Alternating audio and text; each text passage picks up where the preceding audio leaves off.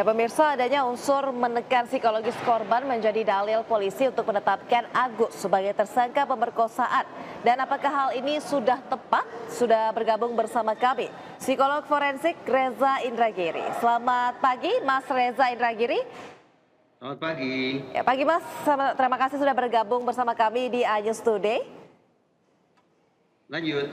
Baik Pak, Mas Reza, ini apakah menekan secara psikologis ini meski tidak ada paksaan secara fisik bisa menjadikan seseorang tersangka pemerkosaan dalam kasus Agus yang kita bicara? Kalau terkait dengan kasus Agus atau kasus di NTB ini sudah barang tentu harus diinvestigasi oleh polisi ya. Tapi kalau kita bicara secara umum dengan pertanyaan apakah memungkinkan penyandang disabilitas melakukan ruda paksa, jawaban saya adalah mungkin. Kenapa? Karena barangkali sebagian kalangan yang menganggap bahwa itu tidak mungkin, itu lebih dikarenakan mereka berimajinasi tentang adegan pemerkosaan. Ada tangan pelaku yang mencengkram tangan korban, dan aktivitas-aktivitas fisik yang sifatnya intimidatif lainnya terhadap korban.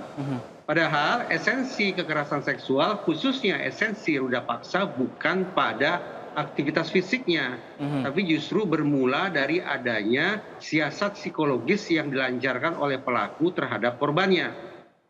Siasat psikologis itu bisa berupa kekerasan, ancaman, ketakutan-ketakutan yang disampaikan kepada calon korban, ataupun bentuk-bentuk siasat psikologis yang negatif lainnya.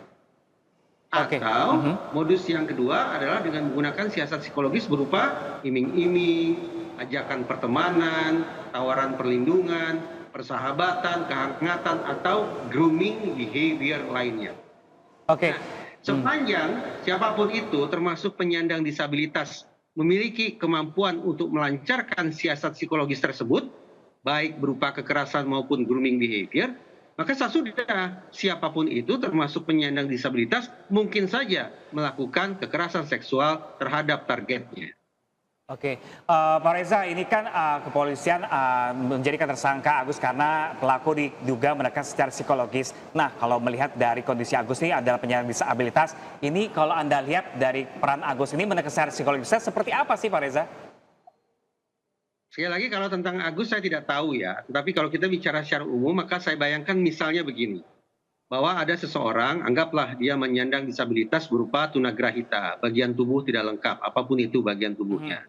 Nah, penyandang disabilitas berupa tunagrahita ini ternyata dari sisi intelektual, dari sisi kecerdasan, dia normal, dia waras.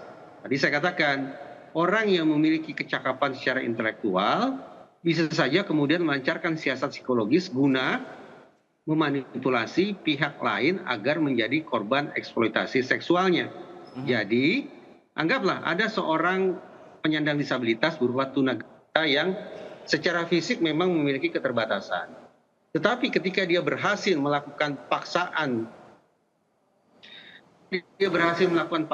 ataupun tipu muslihat terhadap targetnya, kemudian targetnya berhasil dia tipu sedemikian rupa, berhasil dia intimidasi sedemikian rupa, sampai-sampai korban bersedia, tanda petik, terpaksa tepatnya untuk melaksanakan keinginan seksual dari si pelaku, maka pada momen itu sesungguhnya sudah terjadi kekerasan seksual. Jadi sekali lagi, kita perlu bedakan ini. Kita sedang berdiskusi tentang aktivitas fisik yang sifatnya intimidatif dalam sebuah peristiwa pemerkosaan, atau kita sedang berbicara tentang siasat psikologis sebagai sebuah modus yang digunakan oleh pelaku pemerkosaan.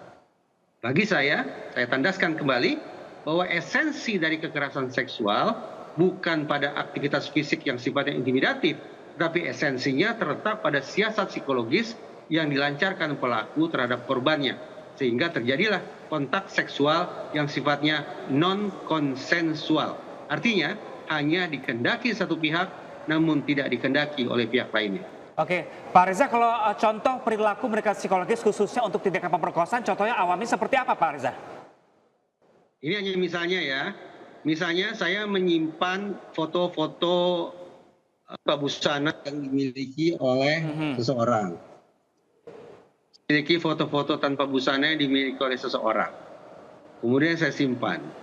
Lalu saya ancam kepada orang tersebut. kalau kamu tidak mau melayani nafsu jahat saya akan sebarluaskan foto-foto kamu. Ini kan merupakan bentuk intimidasi, merupakan bentuk kekerasan secara psikis yang saya pelaku lancarkan terhadap calon korban saya. Jadi betapapun saya punya keterbatasan secara fisik, tetapi ketika target sudah berhasil saya takut-takuti sehingga dia memenuhi keinginan saya, itu bisa saja. Jadi intimidasi itu, paksaan itu tidak saya lakukan dengan mengerahkan serangan secara fisik, tetapi mengerahkan serangan secara psikis terhadap target yang akan saya jahati secara seksual. Itu contoh tentang betapa keterbatasan fisik tetap saja memungkinkan yang bersangkutan untuk melancarkan kekerasan seksual sepanjang dia masih waras, dia memiliki kecakapan intelektual untuk melancarkan siasat-siasat psikologis itu. Baik Mas Reza, ini opini publik yang terbentuk saat ini adalah pria disabilitas ini tidak mungkin melakukan pemerkosaan karena bagaimana mungkin melakukannya tanpa kedua tangan. Dan jika tadi kan tanggapan Mas Reza ini kalau seorang yang mengalami tidak, maksud kami yang tidak sempurna fisiknya ini mungkin saja melakukan kekerasan seksual seperti itu. Menurut tanggapan Mas Reza sendiri ini bagaimana melihat kasus ini secara keseluruhan? Apakah yang menyebabkan opini publik ini seperti ini? Mari kita samakan persepsi bahwa Indonesia sudah punya undang-undang penyandang disabilitas. Undang-undang itu menjadi bukti konkret bahwa kita semua punya pemahaman akan kondisi-kondisi khusus yang dimiliki oleh saudara-saudara kita yang memiliki keterbatasan atau memiliki disabilitas. Namun pada saat yang sama kita juga punya keinsafan seharusnya bahwa semua warga negara sama kedudukannya di hadapan hukum, termasuk penyandang disabilitas. Itu artinya siapapun yang melakukan pelanggaran hukum termasuk misalnya melakukan kekerasan seksual harus bertanggung jawab secara pidana. Tidak ada pengecualiannya. Semua warga negara terkena pada konsekuensi hukum itu, termasuk saudara-saudara kita yang melakukan atau yang memiliki disabilitas. Itu satu hal. Oke. Yang kedua, tetap pada akhirnya kita bicara tentang pembuktian. Dan silakan saja otoritas penegakan hukum melakukan proses pembuktian itu, apakah terbukti atau tidak, apakah seorang penyandang disabilitas telah melakukan atau tidak kekerasan seksual terhadap pihak lain. Itu yang kedua. Dan yang ketiga, sebagaimana yang kita diskusikan sejak awal, saya berkeyakinan betul bahwa siapapun orangnya, sekalipun dia menyandang disabilitas, tetapi sepanjang secara intelektual dia cukup cerdas, dia mampu melancarkan siasat psikologis baik berupa ancaman maupun grooming behavior terhadap targetnya, maka orang itu tetap bisa saja melakukan kekerasan seksual, apapun kondisi fisiknya. Baik, Pak Reza, ini kasus ini kan baru mungkin terdengar saat di tahun ini, Pak Reza. Apakah di tahun-tahun sebelumnya di dalam negeri atau di luar negeri ada kasus serupa yang sama, Bapak? Penyandang disabilitas melakukan pemerkosaan? Ya, saya pernah membaca berita-berita memang di luar ya tentang penyandang disabilitas yang melakukan kekerasan seksual termasuk katakanlah ruda paksa. Karena itu kita perlu punya kesamaan persepsi bahwa intisari dari kekerasan seksual termasuk ruda paksa bukan pada aktivitas fisik yang sifatnya intimidatif secara seksual. Bukan itu intinya. Inti utamanya adalah bagaimana satu pihak melakukan serangan psikologis terhadap pihak lain agar mau memenuhi keinginan seksualnya. Sehingga terjadilah kontak seksual yang sifatnya non-konsensual. Si pelaku menginginkan ada kontak itu, sementara korban tidak menginginkan adanya kontak itu. Itulah yang namanya kekerasan seksual. Tandanya non-konsensual. Nah, kalau kita jadikan hal ini sebagai acuan berpikir, maka sekali lagi fokus kita semestinya tidak pada tangan, tidak pada kaki, tetapi seberapa jauh seseorang mampu melancarkan siasat psikologis itu tadi. Siasat psikologis itu hanya bisa dilancarkan oleh orang-orang yang secara intelektual, secara intelijensia memiliki kecakapan untuk itu. Oke, baik. Apapun kondisi fisiknya. Oke, baik. Terima kasih banyak Pak Reza Indragiri, selaku psikolog forensik.